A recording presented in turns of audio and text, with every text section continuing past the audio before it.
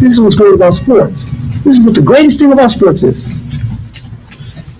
You play to win the game. Hello? You play to win the game.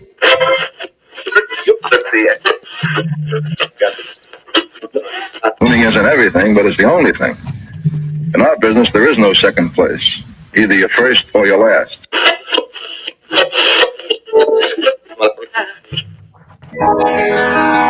Ain't this what they've been waiting for?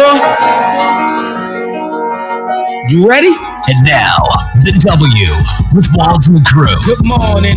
Where winning isn't everything, it's the only thing. On 100.1 FM. Good morning. And Facebook Live.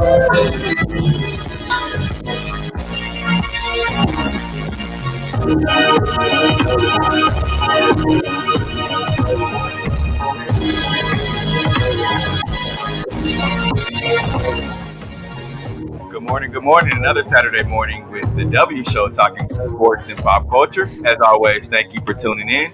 Whether you're in your car on 100.1 FM, 1 Kansas City Radio, or watching us via the W Show KC on Facebook Live, or however you're watching or listening to us, we appreciate you.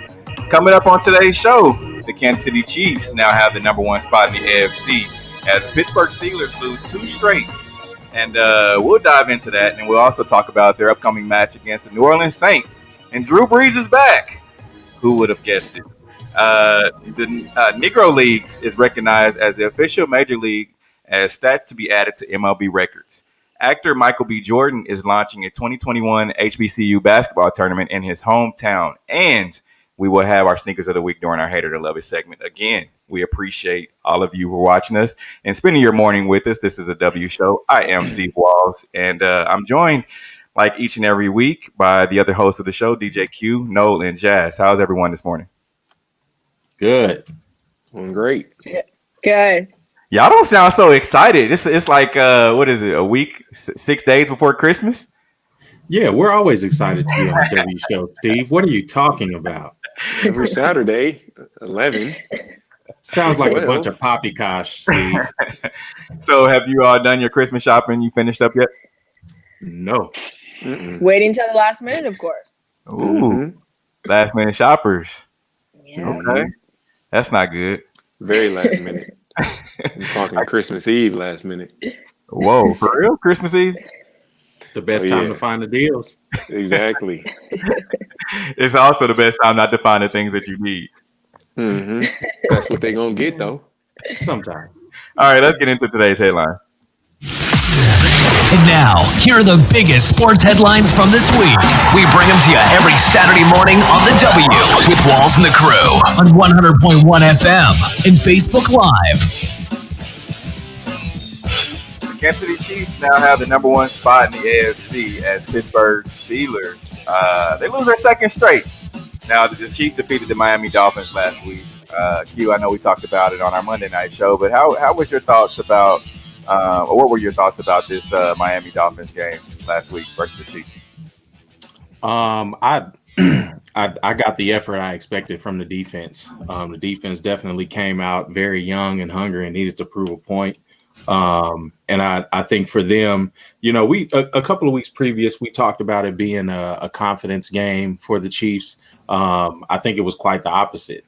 I think it was a game that, you know, it showed that they need to tighten up, and especially on both sides of the ball. And I keep reiterating this season, it seems like a common theme that the Chiefs don't do well against teams with like very good young talent. You know, that's young and fielders, and that's how this defense played. You know, even though they still lost, but you know, looking in the next 2 or 3 seasons, I'm looking at Miami really to step it up. You know, if they stay on this ascent. Now, Jazz, we saw tight end Travis Kelce go off for 10 targets, 8 receptions for 136 yards. What are you seeing from Travis? Is he the best in the game right now for you?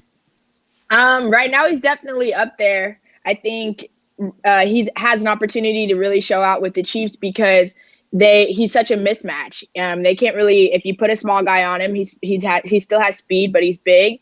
And so I think that especially with them, if they target Tyreek Hill, then they leave him open, and it's always pick your poison. He's always a great option, and I think that's why he's getting targeted so much. But I definitely think he's up there this year.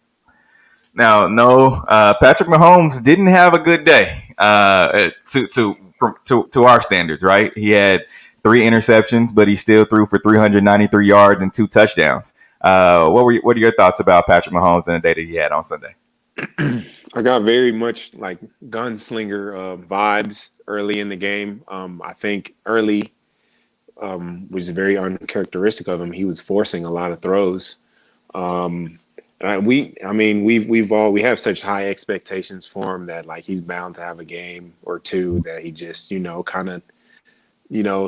does more than he needs to, and I think that's kind of how he started off the game. But I do think it's indicative of what kind of quarterback he is and the coaching that he has with Eric Bieniemy, that he was able to calm down and get relaxed and in the pocket and just deliver some great throws in the second half and still throw for 393 and a couple touchdowns. So I mean, it happens. It happens to the greatest quarterbacks in the game.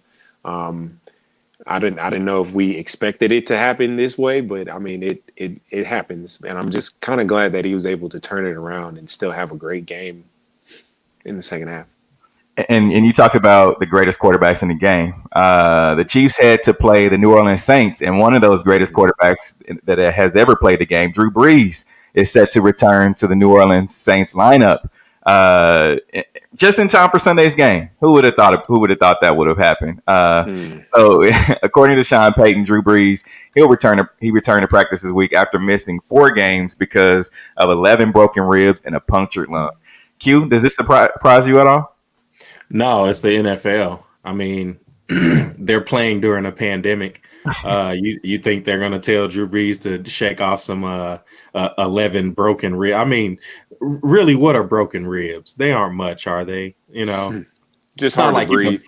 It's not like you could puncture a lung or any kind of organs or anything. So no, yeah, they need him to play in this matchup, and especially in a time where we're in a pandemic and the numbers aren't doing so well. So yeah, they need this marquee matchup to go off.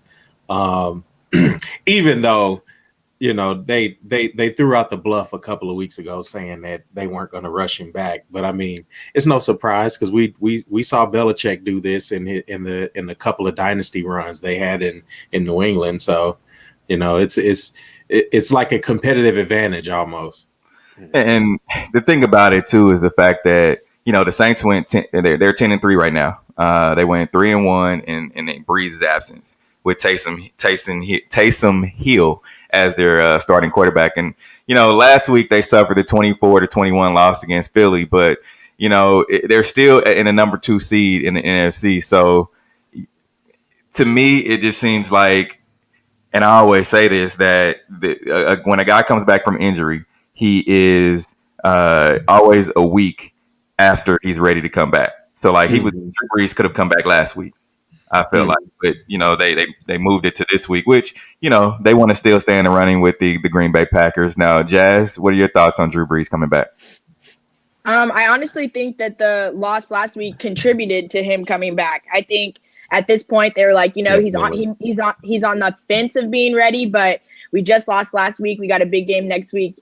We need you. You're gonna have to come back this week, whether they're pushing it or not.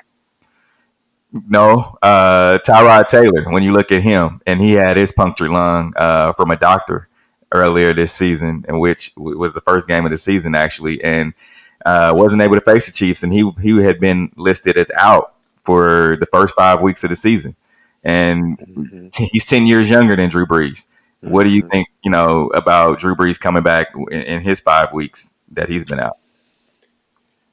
I think is what Q was kind of saying, that the NFL kind of wants this. This is a potential Super Bowl matchup, and I think I would go so far as to say a likely Super Bowl matchup, seeing as the Saints are probably the best team in the NFC, very well balanced.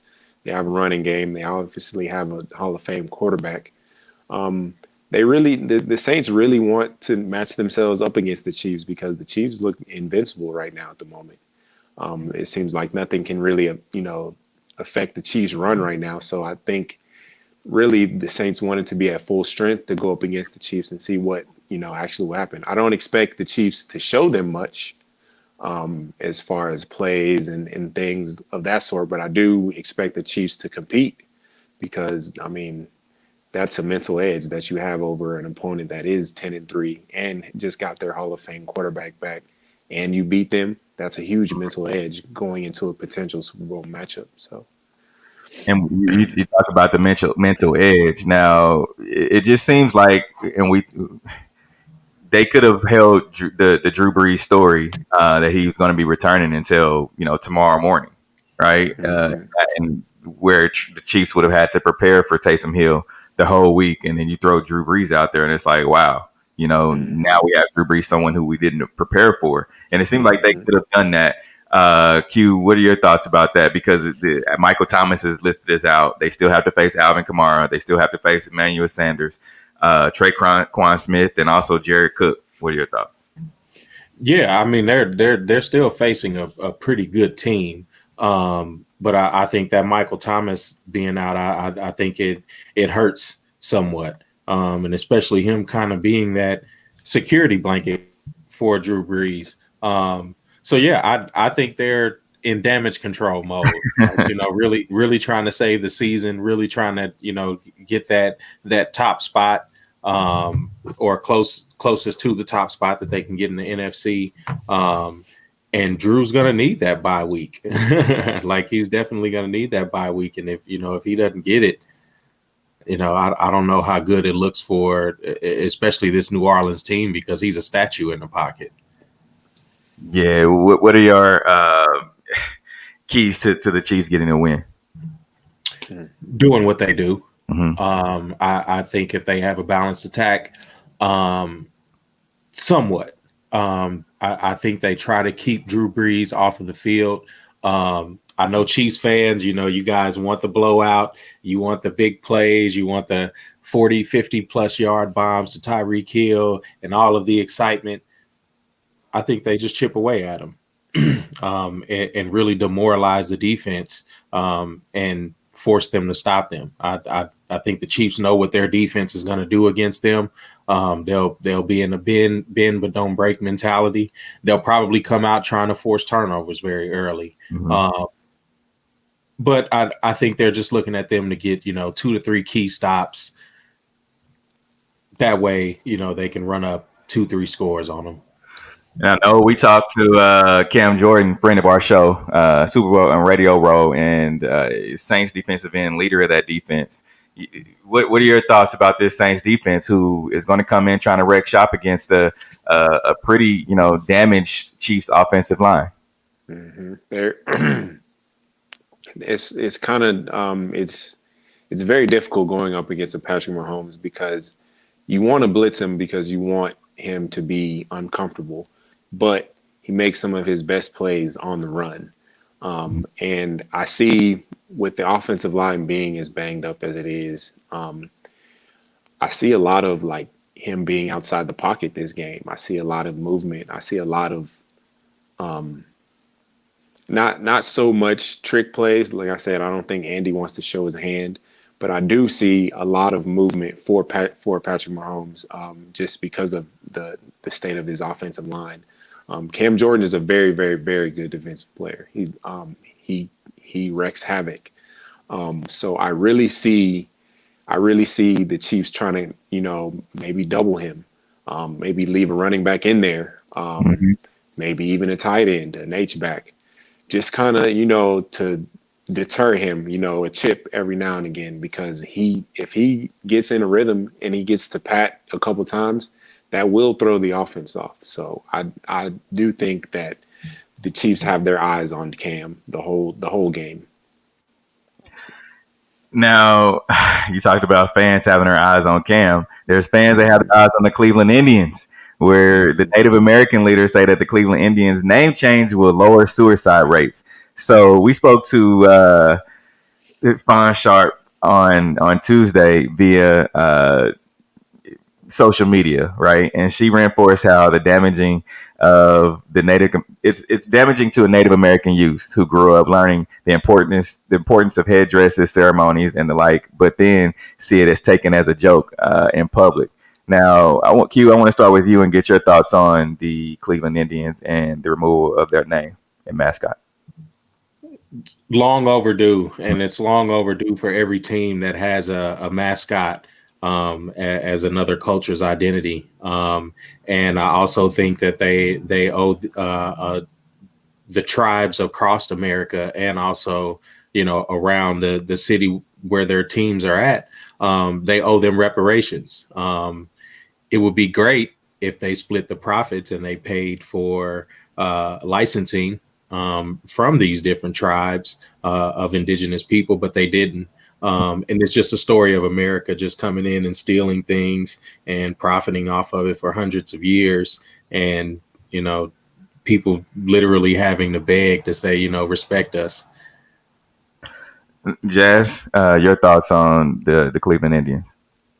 I have to agree kind of with what Q was saying. And I think it's just kind of like a slap in the face. Like they say, whenever you're learning about your heritage and those kind of things growing up, and then you see it like as a joke, or that people just do it when they don't even know the background or aren't informed about what the importance of it. So I think that it's just kind of a respect thing that you need to show respect where it's deserved. And you wouldn't want that done to traditions that we have. Yeah. Now, Major League Baseball is showing some respect to the Negro Leagues, as they will be recognized now after an announcement on Monday that their stats will be added to the MLB records.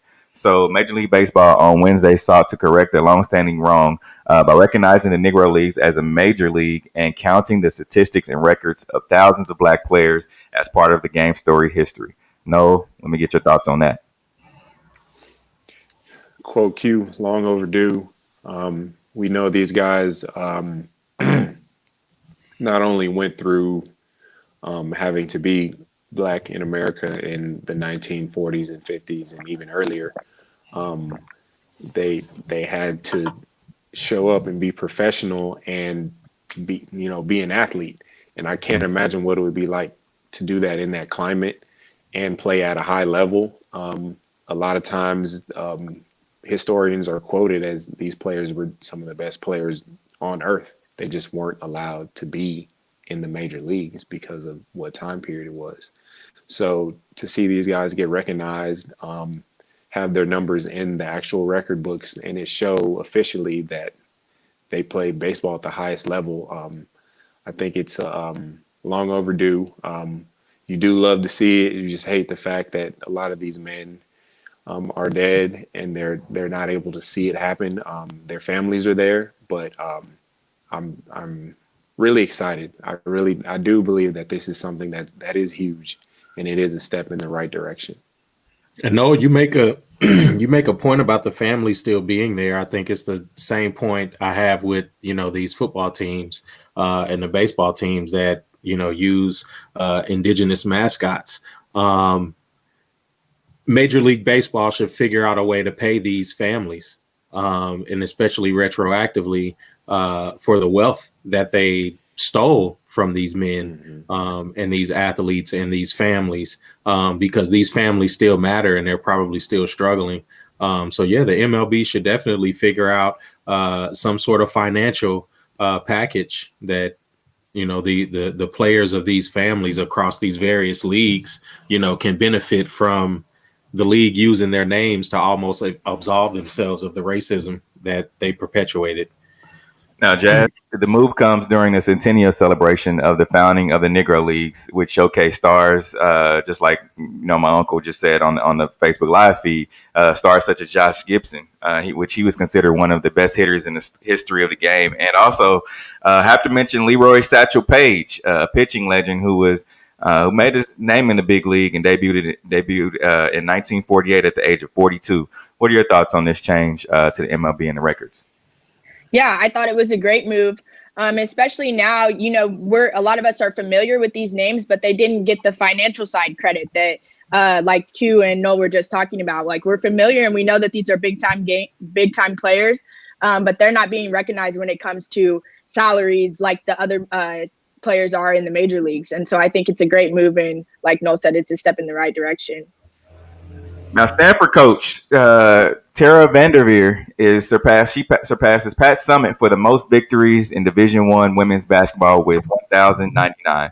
So the number one Stanford's 104-61 victory over Pacific on Tuesday was a 1,099th win for Vanderveer's career, giving the most Division I women's college basketball wins in history. So, Jazz, let me get your thoughts on that. I love to see it. Pat Summitt was honestly one of my all-time favorites. So for her, it was like, man, the GOAT kind of got knocked off her throne, but I still love to see it. Q, I know you were very happy to see this in our meeting on Wednesday. Mm-hmm. No, yeah, it's good to keep seeing these milestones being reached, especially in the sport, because there are fans that probably don't know much about Pat Summitt. Right. And then also the Tara Vanderveers. There are a lot of different coaches, and it's especially on the women's side of sports, that deserve a lot of the recognition, not only for their longevity, but the way they've turned programs and players just into upstanding citizens, and just great people all around. Yeah, and no, when you hear about a coach like this, when legendary coach Pat Summitt, and I mean, of course, records are meant to be broken, right? But when you look at Vanderveer passing Pat Summitt, what does that say to you?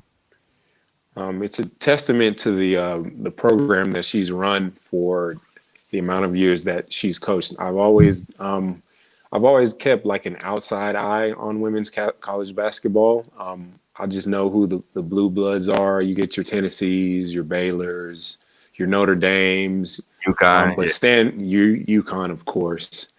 But Stanford just kind of really came out of nowhere, and just kind of that she's running a great program, and that's really all that it means is she has to pass a Pat Summitt she was there for, I want to say 25 plus years, 30, crazy amount of years. She was there for a long time, and to be able to pass her, that's a huge accomplishment. Definitely. And I think another coach that's on her way is Dawn Staley, right? For sure, at Duke. Yeah, for sure. I think she is one of the, and I don't want to say up and coming coaches, but I think if she continues her program, and here's the thing about college sports, you have to have, and not only college sports but all sports really, you have to have your athletes that want to play hard for you. And if you can get your message across in various ways, and I think that's one of the reasons that Pat Summitt was so good, is because she was able to appeal to every college athlete, women's basketball player that came through her program. Mm-hmm. Mm-hmm. I really like the emergence of women's basketball this year. Obviously, we've been through a lot this year, but I will say one of the pluses is like women's basketball as a whole growing. Partly because of the social movement that we've seen this year, but just as a whole, like I have my eyes on women's basketball so much more. It's popping up in social media, mainstream media. It's being reported on more. I just think it's really dope because, I mean, women's basketball has always been great. It's just nobody was there to really watch. And now there are a lot more eyes on it. So I think it's really dope. Now, moving over to the men's side, actor Michael B. Jordan, he's going to do something great. He was launching his 2021 HBCU basketball tournament in his hometown. So the event will feature 4 of the top Division I HBCU men's and women's basketball programs. Now, the 33-year-old actor announced on Wednesday the launch of the inaugural historically black colleges and universities college basketball showcase. Now, the Hoop Summit Dreams Classic, which will be held on December 18th, 2021 at the Prudential Center in Newark, New Jersey. Hugh, your thoughts? Yeah. No, I mean, that's huge. It's just more awareness going towards HBCUs and really restoring that pride. you know, the pride that was in the 90s, you know, you especially the early to mid 90s, you felt a lot of pride coming from the different HBCUs across the nation. And now we're able, again, like Noel said, with these social justice movements, really being able to put that magnifying glass on them. And you look at, you know, the move like with Deion at Jackson State, and really trying to change things there. And then the kid that went to play basketball at Howard, but he's not even going to get to play this year. So yeah, it's people making very selfless moves like that, really just to make a point of the staying on code that we need to be as far as Black people. And, you know, I just applaud those people for doing that. And we talked about it, it was a little earlier this year about just HBCUs and why, you know, professional athletes and entertainers, and why haven't they given back the money to build up these HBCUs? And it seems like now, and it's kind of like a domino effect, really. Deion started it, or no, and now everyone wants to kind of jump on board once they see a prominent name and prominent figure that takes hold of an HBCU program. Yeah, definitely. And it's gonna once we get out of this pandemic, we'll see a little bit more, especially if some money moving around. But I think statements have been made, and, you know, you can see the impact on and even on a lot of the different shows, like even on I Am Athlete, they talk about HBCUs a lot more. Right. So yeah, it is definitely a movement being formed. And once we can, you know, get on the other side of this pandemic, I'm sure we'll see a lot more. Now, Jazz, the Hoop Dreams Classic will be a one-day doubleheader basketball showcase featuring 4 of the top Division I HBCU men's and women's basketball programs. And the event will also highlight other elements of HBCU life, including culture, battle of the bands, culinary events, live music performances, and festivals. Your thoughts? Yeah, I think it's great, especially this year, because a lot of the college athletes haven't had opportunities to showcase their talent with the pandemic and everything going on. A lot of these teams or a lot of these programs aren't having tournaments and aren't having postseasons. And so they're not having a whole lot of opportunity to show their talent to get to that next level if they wanted to. And so I think this is great, especially this year. And I love to see a lot more of these college athletes committing to HBCUs and not looking so much to the big time D1, Big 12 schools and that type of thing, but taking their talents there to where they can really boom and put more eyes on these programs. So I know we didn't talk about this, but I wanted to bring it up because it just happened yesterday, and, you know, saw a lot of things on social media regarding Kyrie Irving and him using Sage before the Brooklyn Nets game versus Boston Celtics game yesterday. And fans and media were saying that he looked ridiculous. I'd like to get your thoughts on this, but let's hear from Kyrie Irving first.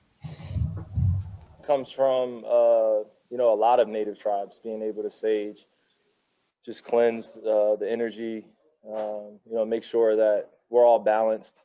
And when we come into this job and we come to this place, it's not anything that I don't do at home that I did today. You know, I saged last game, and I plan to sage, you know, almost every game if the opposing team would allow me to. But literally, it's just more or less for us to stay connected and for us to feel great about going to work and feeling safe and provided for our ancestors. I'm not spirituality into basketball, but yeah, it's part of my native culture, you know, where I'm from.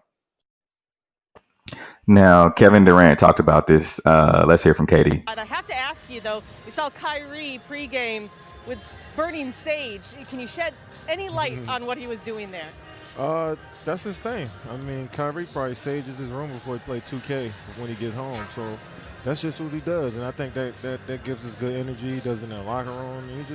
That's his thing, and we all respect him, and you know, we all you know, we respect his methods. You know, he comes out here and plays extremely hard for us. Well, I want to get you, Q. Start with you. What are your thoughts about this? I love that he's spreading that awareness. And especially for the demographic of the NBA that probably doesn't understand a lot of indigenous customs like that. So you'll start getting people to, Google exactly what it is and things like that. But we seen Phil Jackson do this, especially when he was with the Bulls. So it's as foreign as people think it is. It's definitely been players and coaches around the league that have done this. And I want to say we saw Phil do it on The Last Dance. and it's crazy because I made it when I watched it. I was like, oh, okay. I mean, I knew what he was doing. I knew the reason he left Boston last season and went to Brooklyn. Yeah. He wanted to get those bad vibes out of there. And it's just crazy that people just don't understand. And I saw a guy, and I won't mention his name, but if you follow me on Twitter, you will see my retweet and my comments toward this guy. He's a radio show host, but he said this. He realized how foolish he looks and posted, the video of Kyrie. No, I know you responded to it, but I want to hear your thoughts on it. It's one of those things that I hate to really say, but it's really the truth. We need more diversity in media. He just, it's one of those things. He just doesn't understand it because he's never heard of it. He's never seen it. He's never been around somebody to have him explain what it actually means. Because any Black person that has an old Southern grandmother knows what Kyrie Irving was doing. It's called burning sage. You do it to cleanse the room of any bad energy that you may have previously, taken place in said room. It's like Kyrie said, it's to connect all of our energy. You don't have to believe in it, but it is one thing it's not is ridiculous. It's not ridiculous. And it's totally on Kyrie to do that. And I believe he was very respectful when he said, I'm going to continue to do it as long as they allow me to, opposing arenas allow me to do it. And I don't really see the problem just because it's not like he's actually spilling it on the floor and it's giving him some, like it's literally doing nothing. It's literally nothing. So I think it's just easy to bag on Kyrie these days and previously just because of who he is. A lot of media members don't like the fact that he, says what's on his mind, but in the same breath, they say athletes don't want to, say what's on their mind. Kyrie is a very outspoken person, so I think it's very easy to bag on him, and I actually commend Kyrie for that move, the interview afterwards. Yeah, and Jazz, there's other, people have, mentioned me on Twitter regarding, why I responded to the way I responded to the guy's post. And there was one guy that stood out and he said then he should be smoking it because he's the only bad vibe that in that building that came from him when he was here. What are your thoughts on Kyrie? I think Noel said, it's easy to bash on him or it's easy to try to make a bad story out of it. But I think you can't knock it. If you don't know the history behind it, let's not be ignorant to it. If you haven't tried it or don't know anything about it, then that's kind of on you. And I think that it's easy to knock something that you haven't tried. Like they say, like, don't knock it till you try it. So I think it's easy to knock it or if you don't know about it, but I don't see anything wrong with it. No, I know you don't see anything wrong with Giannis. He signed a 5-year, $228 million supermax extension. That'll leave him in Milwaukee, and a lot of people are like, praise to Giannis for signing and staying and not jumping ship and trying to join and may form in a super team. What KD did and what LeBron has done, and a lot of other players, but he stayed home. Your thoughts on Giannis? I hated it because I wanted him to be in Dallas to create that super team. That's personal. I did not like that. I thought we had a pretty decent chance, but what I like about it is, like you said, people choose their career path is how they want to be perceived. When he's long retired. This move shows that he's committed to who took a chance on him. They drafted him, mid first round. They took a chance on him, and he's delivered to this point. So I think it feels good to like have a player that just kind of wants to stay and wants to work it out, no matter how previously, franchises have treated players. I think we've all, kind of gone over that, but I do think it's good that they were able to come to an agreement.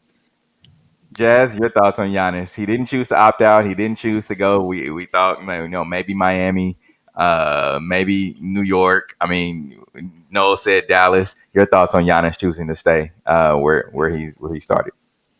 I love to see it. For Noel saying that he's kind of picking the people that have always been faithful to him. I love to see it on like the loyalty side, that he stuck around, he stuck with his roots. So I thought it was a good move. Q, your thoughts?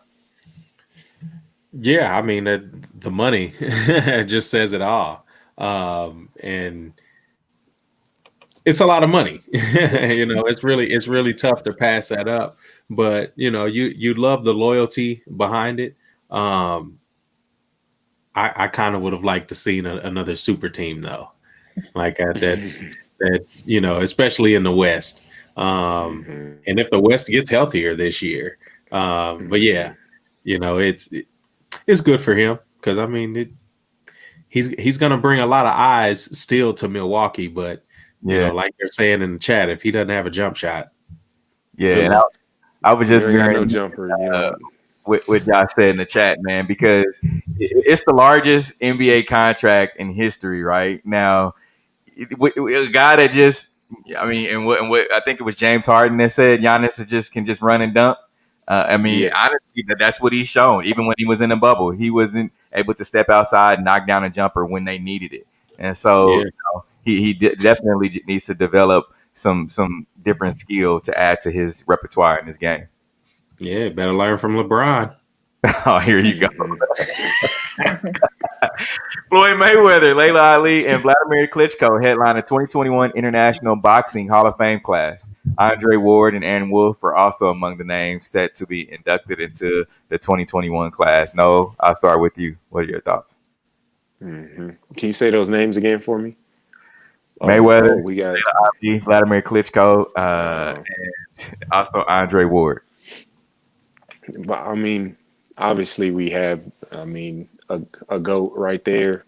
Two that I know of as far as Layla Ali and Mayweather. It's, I don't know, man. I haven't really got to tap into that much boxing. Obviously, besides a Mayweather, and I mean, everybody knows who Layla Ali is. But as far as Mayweather goes, I mean, he first ballot. I mean, anybody who knows anything about the sport knows he's the greatest defensive fighter that's ever lived. But yeah, as far as that goes, that's really all I have. you watch a lot of Layla Ali, a lot of Vladimir Klitschko, and a lot of Floyd Mayweather, man. Get your thoughts on this 2021 Hall of Fame class. No, it's well deserved from them all. I'm not the hugest of boxing fans myself, but I'll definitely pay attention. And Klitschko is one of those fighters. He's one of those fighters that name recognition around boxing, and he wasn't a pushover.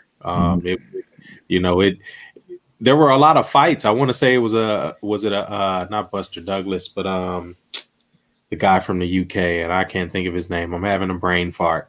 But he had a couple of good fights within his career, and it's definitely well deserved, especially from a heavyweight stance. Because he was a bruiser, and then like Noel said, we know Mayweather and his impeccable record. We know Layla Ali and her great hands being passed down from her father. So yeah, this is a great announcement. And we talked about Floyd Mayweather, but Floyd Mayweather had an announcement late last week, and he talked about fighting against Logan Paul, who is the brother Jake Paul. That's supposed to happen on February 20th, 2021. Jazz, your thoughts on Floyd going to get the bag after he's seen that bag from his Jake Paul? I mean, more power to him, but at this point, it's like, you're already a GOAT. You've already had that established. Just let it ride. Just let it ride. I don't think you need to prove a point any more than you already have. So, according to the event's webpage, the fight will be streamed on pay-per-view, and the first 1 million buys will cost $24.99, with the price tag increasing up to $69.99 starting February 11th. Go ahead, Noah. I think it's one of those things where it's like Mayweather knows like boxing is so easy to him. Like he doesn't even have to try. And then he's like, you make that many more millions just off of that. Like, I'm sure he probably won't even train that hard to like box this man. No. And I think it's just like, he's like, man, why? I mean, why not? Like, I could be that much more richer and not put in the amount of effort. Duh. Yeah. I'm gonna go grab this. Yeah, I can't knock it at all. Go get the bag. All right, coming up, we're gonna talk our sneakers of the week, and we're gonna see Lamar Jackson, what he had to say about fans talking about him pooping during Monday Night Football. This is the W. Into the W with Walls and the Crew, where winning isn't everything. It's the only thing. On 100.5 FM and Facebook Live.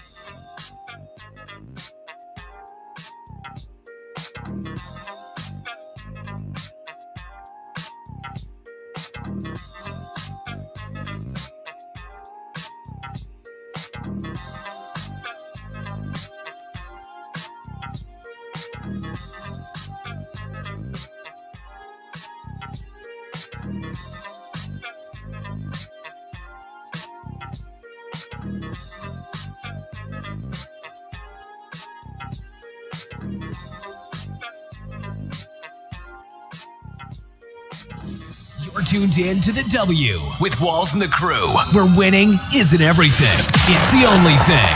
On 100.1 FM and Facebook Live.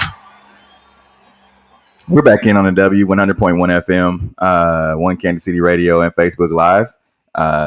We appreciate everybody for joining us on this Saturday. If you're in Kansas City, a gloomy Saturday morning. Q, does it look like it's ready to snow outside to you? Not yet. I mean, it's gloomy, but I hope not. Oh no, let's get some snow. Let's make some people stay inside and actually quarantine for a change. I was finna say, I think not. I don't want any snow.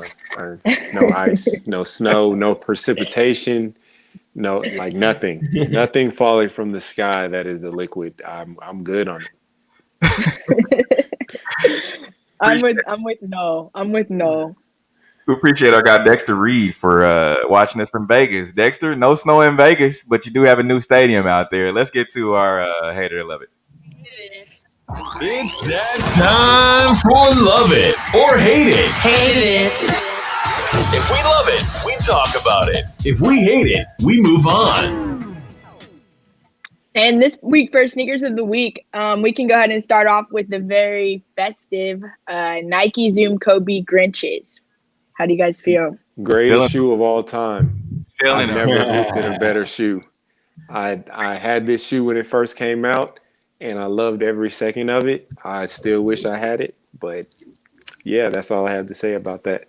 I need those for Christmas. So if anybody's watching the show and you want to get your guy a Christmas gift, go ahead and get those Grinch Kobe's. They come out on the 24th. I appreciate it. Man. You'll be fighting tooth and nail, like, especially for these. And if you can't find those, what about the Air Jordan 13s? They okay. They a 7 out of 10. I'm cool. Yeah, they just regular. They're super regular. I feel like I've seen these before, and they just they don't really do it. All right, and the classic Nike Air Max 95s neon. Gotta love them. These love them. Quick story. So I tried to get these on the release day when they came out. I think it was Wednesday, and I used the Nike app as always, and took an L. Another L. It's probably like my 100th L that I've taken on that Nike. But my cousin from Detroit, Chico, he's the guy that, and back in like 95 when he used to wear his, he had these, and he also had some gray and orange ones. He texted me immediately, was like, hi, and posted his OGs from 96 that he still has and look super clean. So shout out to him for sending me that photo. Yeah, definitely. But no, these are definitely classics. Right. And last but not least, the Nike SB Dunk Lows holiday specials. I like them. I'm feeling them. I like that. I like the colorway. That is a good. I like the gold Nike swoosh. These are quality looking shoe. Yeah, I like them as well. Jazz, you feeling these? Not bad. I think I would get them. I have her eyes on some of these other shoes that she wants for Christmas. I do. The off-white Jordan 4s. Like Steve said, if anybody wants to get me a Christmas gift, I will gladly accept it. Y'all got some. Y'all taste is high budget. Hey, Santa's got it. But the CIAA tournament has been canceled for the first time since 1946. Hate it or love it. Hate it, especially for that the city of Charlotte. That's a great tournament. And it just sucks that you can't have it because people don't want to stay inside.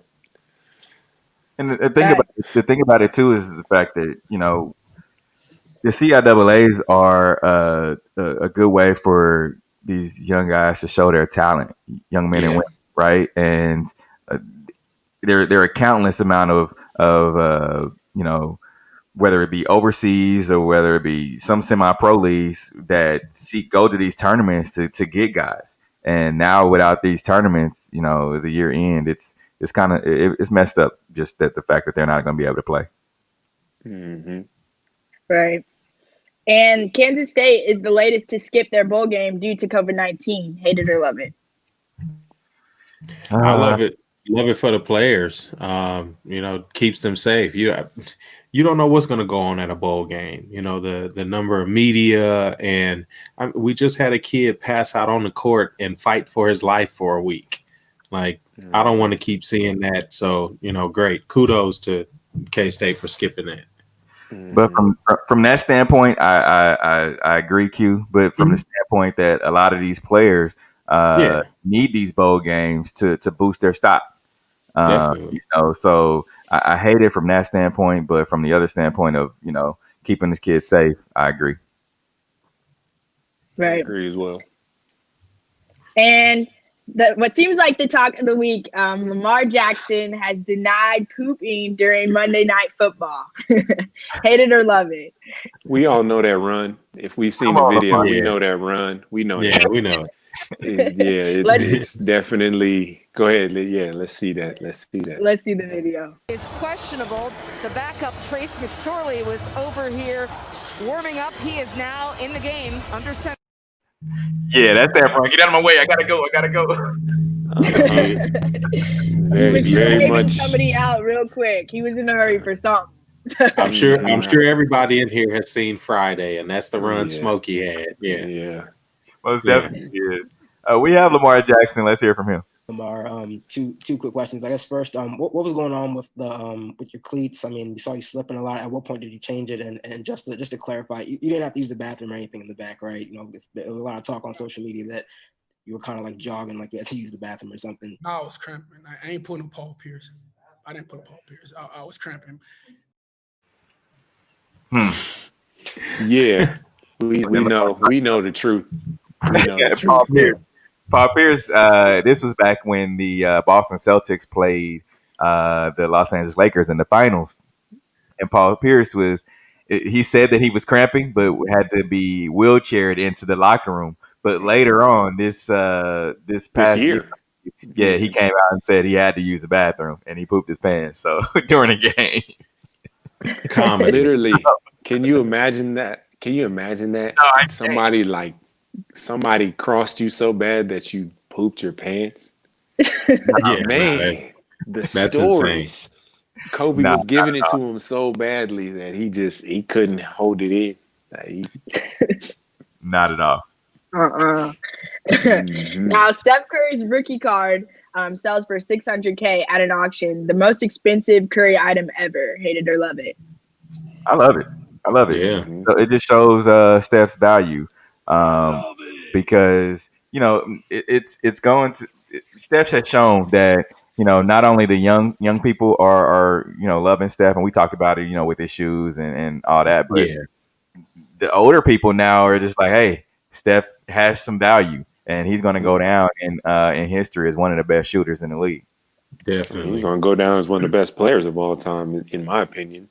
What? One of the best players of all time? Yeah. Steph is going to go down at least top 15 of all time. And that's a pretty prestigious list. Especially with his size disadvantage. That's exactly. Top 15. Hold on, wait. Top 15. Hate it. No. I mean, you have a hard time naming right now. You have a hard time naming 15 players that had more of an impact on the game of basketball than Steph Curry. He has 50 players that had an impact. Had more of an impact than a 3-time champion and two-time MVP. Yes. No. I mean, I'm gonna need you. If you pull up that list, it's gonna be like 10 people that have won 3 championships, have been the best player on 3 championship teams. So are you have basing, 2 MVPs? Are you basing this just on the fact that he's won 3 championships? That's what you're basing it on. And been the best player on those teams. And he was the best player on the team when he won one of those championships.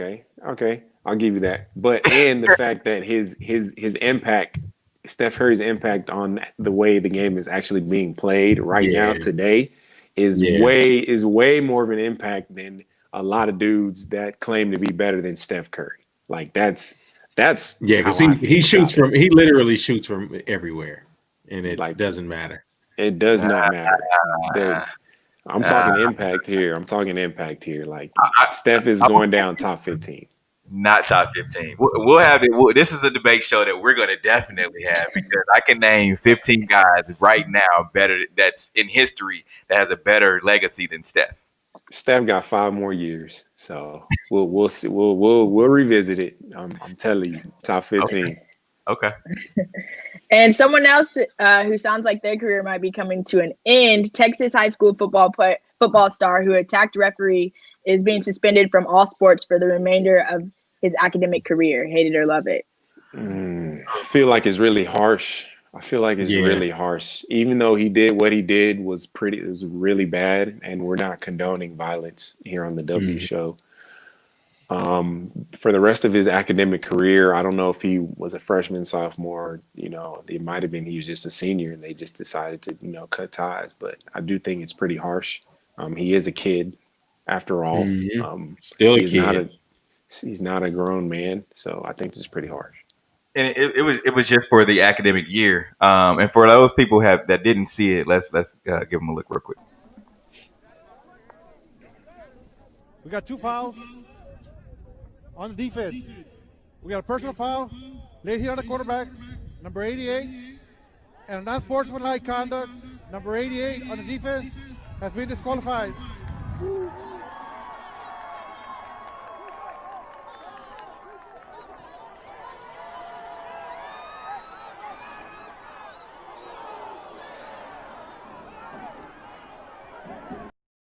And that was the high school player. Honestly, he deserved to have to sit out for the rest of the season. Of course, he was I believe the punter on the team, the kicker on the team, and also defensive lineman on a football team, and he's a standout wrestler as well. So, I mean, he deserves to have to sit out those 2 sports, and possibly if he's a sophomore or junior, have him sit out next year too. He has to, sometimes you have to send a message that you can't condone this type of behavior, especially in high school. Yeah, and I think the bigger message is what type of mental issues does he have? How has CTE possibly affected this player? Again, we're talking about a star player. He's probably played a lot of football. I think that needs to be looked at a lot more deeper than how many games he suspended. Yes, end his season, especially for the academic year. But I think within that suspension, the school or the state should be able to provide some kind of mental care that he needs moving forward. Agreed. I agree. And LeVar Ball claims that the Detroit Pistons are raggedy as hell after LiAngelo Ball was cut. Hate it or love it. Yeah, I love it because you love LeVar. He gonna stick by kids no matter what. Man. No matter what. I gotta give it to him. But yeah, I can't say that I agree with him speaking out like this, but I mean he's entitled to his opinion. For him to say that the Pistons are raggedy as hell, I mean I don't agree with that. I mean if you look at their lineup, who is he going to play over? It's I mean he can still think about it too. Is he was on the G League? He's played overseas. He's still going to be able to make money playing basketball. And now that you're speaking out regarding the team, you should have just left well enough alone and let him handle it. And possibly another team could have picked him up. Yeah, I think I don't agree either with LeVar. You just love him for who he is. But if we're being completely honest, LiAngelo, in a lot of people's opinion, just isn't NBA material, if we're just being quite honest. And I do get that a lot of people get NBA jobs and maybe maybe they did get it because of certain connections and maybe not so much the talent. But I think that the talent gap was so big that he just couldn't be in the league just because his other two brothers were in it. So it just, raggedy as hell is hilarious though. But sometimes they say old black man. Sometimes they say that talent gap skips generations, right? I mean, you have Lonzo's older brother, LiAngelo is the middle brother, and then LaMelo is the younger, and both of those guys are lottery picks. So, generation. I mean, it's always been said that he's the one that's the least talented, but I think, like Noel said, give him some time in the G League, he'll be all right. Mm-hmm. I agree. And Dallas Wings hire Vicki Johnson as their coach, making her WNBA's only Black woman in a head coaching position. Hate it or love it. This was news to me. This was really news to me, just because of the amount what the WNBA represents.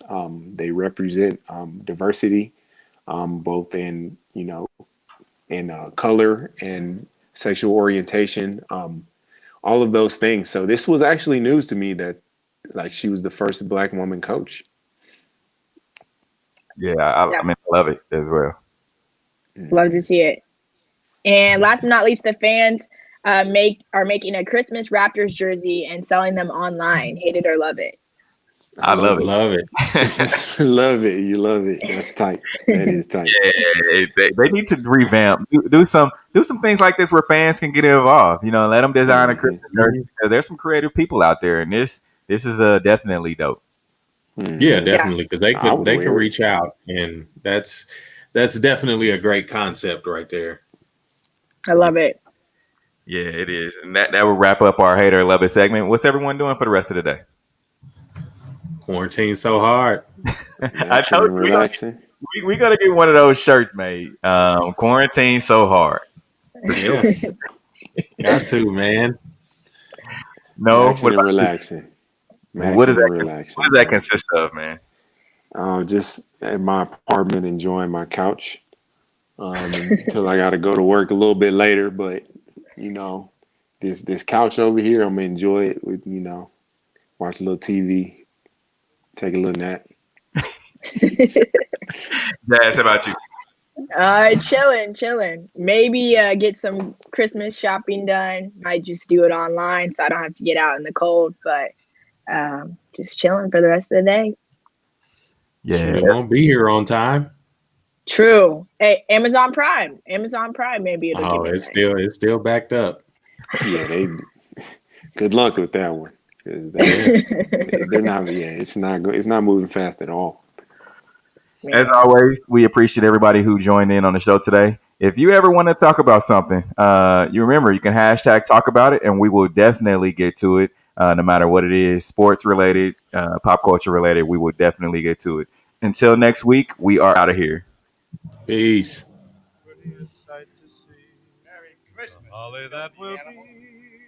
The views and opinions expressed in the W Radio Show by the host, co-host, guests, and call-in listeners are solely the opinions and responsibility of the original source who expressed them. They do not represent the opinions of the W Show, 100.1 FM, One Kansas City Radio, Sideline Sports Talk, Team Wall Street Foundation, or affiliates.